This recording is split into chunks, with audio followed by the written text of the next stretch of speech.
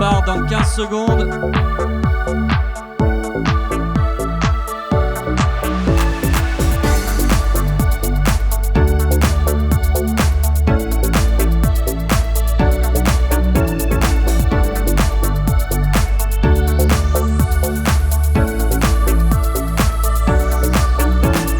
On a des cartes électroniques donc à l'intérieur et c'est ça qui pilote le système. C'est-à-dire qu'une fois qu'on a passé la ligne de départ, on n'a plus la main sur le bateau. On peut la reprendre, mais on a des pénalités. C'est-à-dire qu'on a fait des règlements de course spécifiques et donc à chaque fois qu'on reprend la télécommande, on a un tour de pénalité. C'est comme au biathlon. Comme au biathlon. Voilà, exactement pareil.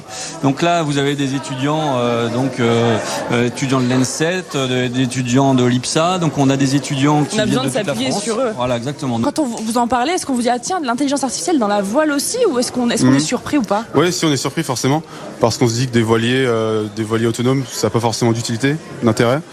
Mais pour donner un exemple. La marine américaine emploie des drones autonomes pour naviguer dans l'Atlantique pour faire de la surveillance maritime. Et donc ce sont des enjeux de on sait en effet que d'un point de vue militaire, les drones sont très utilisés, mais voilà, dans des courses un petit peu comme ça, en visibles régate, par le grand public, c'est assez peu commun finalement. Oui, en régate, oui, c'est assez peu commun.